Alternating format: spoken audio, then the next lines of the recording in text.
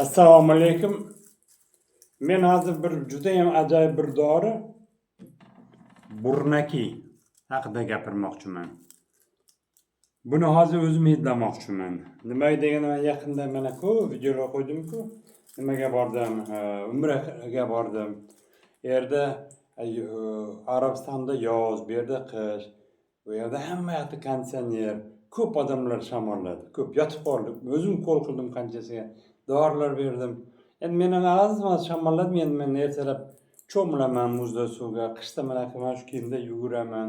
Shuning uchun u darajada bilinmadi, lekin baribir bilindi. Bundan ko'p nimalar bo'ldi. Bunaqa paytda bir jalaneti degan yoga usuli bor. Tuzli suv bilan yuvishga bo'ladi. Men yuvdim. Keyin Nadishatxana degan metodika bor. Men nimada ko'p qo'yganman. Men doim ko'p yurgan odamlar biladi. Nafas mashqlari bilan sekin burunni ochadigan mashqlar bor. Men uni ko'proq mana astma bilan qiynalgan, bronxit bilan qiynalgan, bosh og'rib, aylanib, davleniya qiynalgan odamlar keladi-ku, ularga men ularni ko'proq o'rgataman. Bu burnakini ham ko'p qo'llayman. Lekin bizning kasallarga, masalan, astmalar bilan asnonan ko'proq bronxit, pnevmoniya bilan shug'ullanaman-ku, ularga ko'pincha buni ishlatmaymiz. Nimaga deganda, bu kasalliklarda allergik fon bor. Bu juda ham o'tkir. Hidlaganda ham manaqa hozirning o'zida menga shunaqa nima kelib turibdi. Juda ham o'tkir dorida. Shuning uchun ham asosan mana men hozir nima uchun qo'llamoqchiman? Yengil bo'lsa shamollash o'tdi. Burundan ko'proq nima ajralib chiqdi. Ko'p miqdorda mana endi to'xtadi. Kelganiga 10 kun bo'ldi. 10 kundan ham ko'p bo'ldi. Shuning uchun yurganimga qaramasdan. Endi bu nima deganga, burundan chiqqan axlat bu burunning kasalligi emas-ku. Burunga miyadan bizning miyamiz bosh miya ham, orqa miya ham suyuqlik ichida turadi. Bu suyuqlik eskirgandan keyin burun orqali chiqadi. Ko'z yoshlari faqat yig'lagan paytda, shamollaganda tashqariga chiqadi. Bu ham eskilar hammasi burundan ajralib chiqadi. Litrlab, yarim 1 litrgacha chiqadi.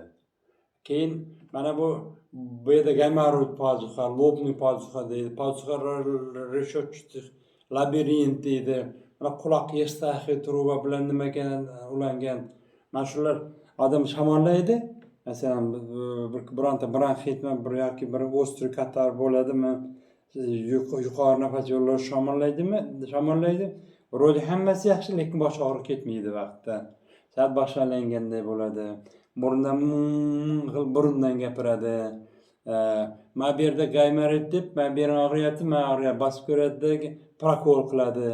Men hozir rus tilida ham aytdim, bitta mening kasalim o'tgan yil bir og'ir ahvolda astmatik kasallik kelib menda davolanib ketdi Tojikistondan. Endi u kishida juda ham ko'p tozalanish burundan bo'layotgan. Endi albatta bu burundan ko'p nima ajralib chiqqandan keyin sal eskilar yerimga o'xshagan bo'ladi-ku. Shu ajralib chiqqandan keyin bizlar lor doktorlar nima deydi? Ular kasallik ko'radi. Siz tozalanayotganini o'ylamaydi. 4-5 ming marta prokol qilgan, yoki 6 kuniga rezin qilaverganda tozalayman deb. Bu to'g'ri olib tashlagandan keyin yana paydo bo'lgan, yana qilgan, bunaqa qilish aslida noto'g'ri. Bizda juda ham qadimdan mana shunaqa nimalar bor, o'tlar bor, buni burunni tozalaydigan. Ko'p. Shulardan bir mana shu burnaki. Lekin burnakini juda ham ehtiyot bilan qo'llash kerak. Mana davleniyasi oshganlar, yurak o'ynaydiganlar, mana zo'b bo'lib nima qilganlar, sahar diabetni katta nimalari, mana jigar haligi sirroz mana qilgan, insult o'tkazganlar, yurak kasallar, ular keyin allergiyasi borlar, mana bronxiyatni, astma, bronxit nimalar, yosh bolalar, buni keyin homilador ayollar, keyin emizikli ayollar buni hidlamasligi kerak. Boshqa odamlar ehtiyot bo'lib nima qilsa, buni hidlash uchun kasal bo'lish ham shart emas. Yiliga 1 marta, 2 marta profilaktika sifatida boshni shunchaki bo'ladi-ku, bosh hech qanaqa sababsiz og'riydi. Boshqandaydir manaqa bir mingding deydi-ku, manaqa qandaydir g'alati tushish, shunaqa paytlarda, keyin ko'zdan doim yosh chiqavergan paytda, mana bu yerdan burundan ko'proq ajralib chiqqan paytda nimalar, Shunaqa paytda sekin ehtiyot bo'lib bu burnakini hidlashga bo'ladi. Burnakini birdaniga masalan bu o'rtachasi, bundan kattalari ham bor. Men yuzlab olaman-ku, biron yoqqa chet ellarga mana dars o'tayotgan paytda zallarda o'taman, ko'pchilik bo'ladi-ku, yuzlab olib ketaman. Chunki buni foydasini bilaman-da, shuning uchun ko'proq qo'llayman. Buni nima qilganda birdaniga birinchi marta meni eshitib uyda qo'llamoqchi bo'lsangiz, o'zingizga bunaqa ortiqcha baho ishonch berib yubormang. Buni kichikroqni bozor bizda juda ham ko'p-ku bozorlarda. Kichikroqni olingdagi anaqa tozalagandan keyin mana machalka chiqadi. Men hozir rus tilida nima qilganda nima qildim? İçidan oq machalka chiqadi. Mana bunaqa bu ezilgan mana oq machalka chiqadi. Keyin mana kukun chiqadi mana. Ozgina kukun bor. Mana shu machalkani ezib turib hidlab, keyin mana kukunni ham hidlash kerak. Buni hidlashda juda ham ehtiyot bo'lish kerak. Bu zahar-ku. Keyin chang bu. Ko'zni yumish kerak. Keyin og'zida to'la suv olib turish kerak. Buni hidlaganda 1-2 kun ko'chaga chiqmaydigan bo'lsangiz, masalan, juma kunimi, ertalab boshlang.